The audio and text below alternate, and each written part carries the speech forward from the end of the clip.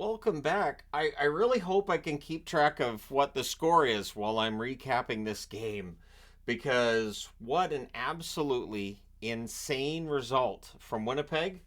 I mentioned before the series started, we'll see how long a leash Georgiev has. I think we're about to find out how long a leash Georgiev has. So is Georgiev versus Hellebuck, the whiteout in full effect. Winnipeg not having won in Winnipeg in a playoff game since 2018. So it's a big game for Winnipeg. Early hold by Hellebuck. Manson has a shot that's kicked aside. The Jets clear. Colton fires one wide. Nichushkin has a shot that's held. There were three Avs shots a minute and a half in. An indicator of what was yet to come, which is a lot of shots and a lot of good chances for Colorado. Sandberg has a rush chance that's saved. The shots are 5-1 Colorado 2.5 minutes in. Walker has a rush chance that's saved. Manson has a shot kicked aside as the Avs press. The fans call one. The referee does not. There's more pressure by Colorado at 4.5 minutes. They had 10 of the first 11 shots in this one. Lehkonen has a shot that's blocked, and then on a turnover via a rush, Nichushkin goes post and in. Manson with the assist at 6 minutes and 10 seconds. And to this point, the Jets look completely overwhelmed. Like, they look like they weren't ready. They weren't starting on time. All that stuff we talk about a lot. And so here we were. The Avs look for another. Ehlers then fires one wide on a rush, and then past a screen from the point. Morrissey scores from Dillon and Connor at 8:02. Jets press for the lead. The Avalanche then press at 9.5 minutes. Colton can't bury one. Hellebuck holds the next chance that comes his way. Monahan has a rush chance that's saved. And then at 11:57, another turnover goal. So Nemesnikov scores. He buries a one-timer from the slot. Iafallo forced the turnover with a good forecheck there.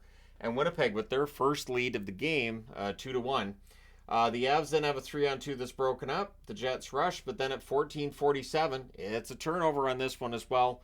Wood scores. He buries one in close. Kiviranta got the forced the turnover there. So we have a 2-2 tie. Seconds later at 15:05, McKinnon goes 5-hole from the left circle. That might be the only one that I thought, Hellebuck might want that one back. On the McKinnon goal, Rantanen and Makar with the assist. That's at 15:05, so there's 18 seconds between goals there. Jets press for a response. They would get it at 15:53. Again, it's forechecking, it's forcing turnovers, and Scheifele scores from Velarde, burying that one in close. That was only the 7th shot of the game for Winnipeg. 3 of them had gone in. The Avs had 14. So while the score is tied, you can see there was a bit of a difference in the goaltending here. The Avs nearly respond. Teams exchange turnovers. And again, this is really entertaining hockey. This is a lot of fun to watch, unless you're a coach. I would think that both coaches in this game probably not overly happy with a 3-3 tie at that point after only the first period. Pionk has a slapper that's held. Things are punchy at the horn. But yeah, it's 3-3 after one. Second period, things settle down. And it looked like maybe we were going to get like kind of a quiet game after that. So Rantanen has a sharp angle shot, that's saved. There's an early press by the Jets. They're kept to the outside. Parisi has a 3-on-2 chance, that's saved.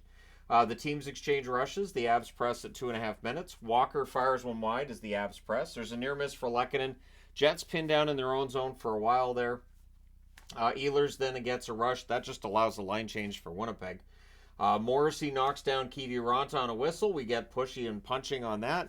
A 4-on-4 results. I thought the Jets were lucky they didn't come out short-handed on that, to be honest. Shots are 6-1 for the Avs at 6.5 minutes. There's a near miss for Manson from the slot.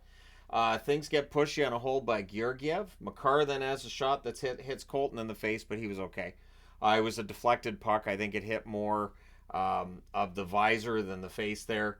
But at any rate, we get lots of pushing on the whistles. These teams don't like each other, even though it's only the first time they've been in the playoffs against one another. The hate, it ramped up quite early in this series. And I felt like they had to be careful not to take a penalty too. Like, you get all these scrums after the whistles, eventually referees are going to be like, I'm just taking one, and then you might end up shorthanded. So at 8:57, Lowry wires one on a 2-on-1 rush. Dillon with the assist, and suddenly Winnipeg has a lead of 4-3. Ehlers then has a chance, that's blocked. The Avs press with 9.5 minutes left. And again, both teams sloppy with the puck. Both teams having turnover issues. Or you could say both teams forcing turnovers. Both could be true. So Ehlers to Monahan near miss. The shots are 10-3 for Colorado with 7 minutes left. DeMello to Connor, there's a near miss there. The Avs press with 6.5 minutes left. We get a power play for the Avs. They cycle. Nemesnikov fires one wide. There's more cycling. The next chance for Nemesnikov, that's saved. It's cleared out.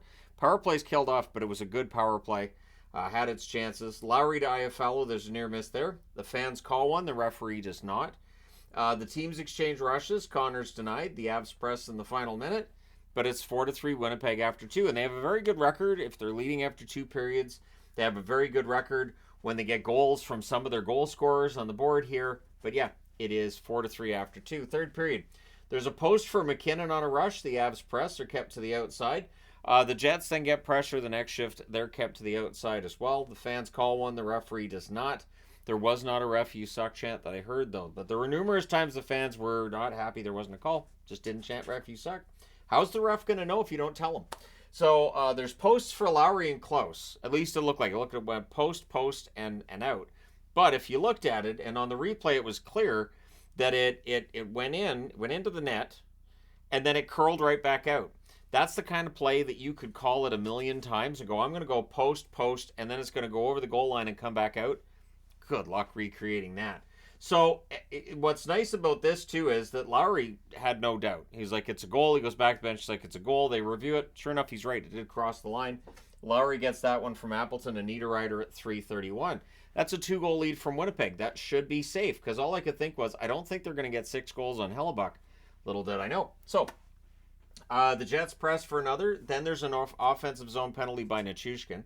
Morrissey fires one wide. The Jets cycle. There's a post for Monahan. Morrissey fires one wide. And then from the right circle, Connor with a one-timer. Morrissey and Scheifele with the assists at 5:51. The Avs, though, they end up getting a power play. They score on theirs as well to keep this close. Lehkonen gets this one from Makar and McKinnon at 6:29. So Makar's point shot gets tipped in by Lehkonen. No chance for Hellebuck there. So the Avs press for another. This is getting close, right? You want to say, well, all right, so they've got it, right? They're ahead. They're in. It's in Winnipeg. It's in the third. It's Hellebuck. They're fine, but it's also the Avs, and so there's always that doubt, right? So Connor has a shot that deflects out of play, and then at 8:54, Connor roofs one from the slot. Velarde and Scheifele with the assists. So it looks like that's your insurance goal. That should be it. It's done, right? At that point, it's 7-4. The Avs, though, they draw a power play. There's an early clear. The Avs cycle. Lehkonen couldn't bury one. And then at 12:24, Makar goes post and in on the power play. So that makes it a 7-5 score. So now it's 7-5. The Avs press for another. The Jets have a 2-on-1. That misfires. Manson and Colton were both denied back-to-back. Very busy period of hockey for Connor Hellebuck in the third. Lehkonen has a slot shot. That saved. The shots with 3.5 minutes left are 18-6 for Colorado. Goalie pull happens with 3:21 left. We then had an empty net miss by Monahan. With 1:08 left, the Avs call a timeout. And then at 19:30, Mittelstadt makes it a goal closer. Yep, he buries a rebound and went in off Dillon. And it was just one of those plays that just happens. The puck kind of pinballs in. Lehkonen with the assist. It's 7-6. They keep the goalie out. They do not get that tying goal. Winnipeg leads this series with an ugly one. So it's an 80s game. I didn't expect to need an 80s magnet for a playoff game. But here we are. 7-6 win for Winnipeg. Shots on net 14-8 Colorado in the first. 11-9 Colorado in the second. 20-6 Colorado in the third. They outshoot Winnipeg 45-23. Power plays. Colorado scored on both of their power plays. The Jets went 1 for 2. The hits. Oh, there was some hitting. 54-46 for the Avs.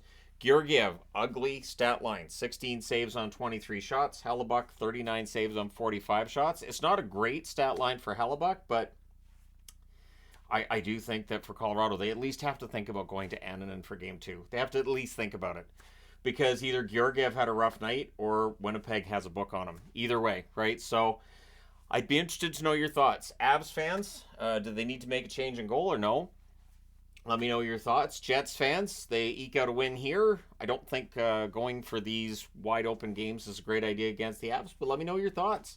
Hit like and subscribe if you haven't done so already. And thus far, every home team has won, which makes me very nervous about the Canucks game tonight because it feels like a road team's due for a win, so we'll see. But let me know your thoughts. Hit like and subscribe if you haven't done so already. Thank you guys so much for all your support. I will talk to you again soon.